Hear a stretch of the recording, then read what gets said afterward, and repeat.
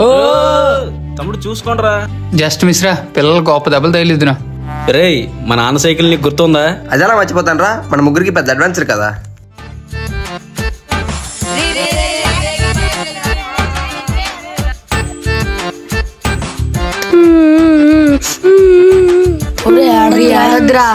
ఇంటికి వెళ్ళి వస్తాము.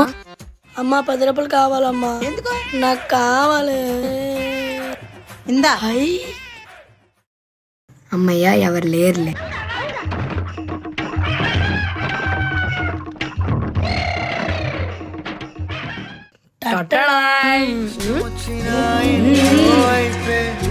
మీ నాన్న సైకిల్ ఇంకెప్పుడు దాగరా.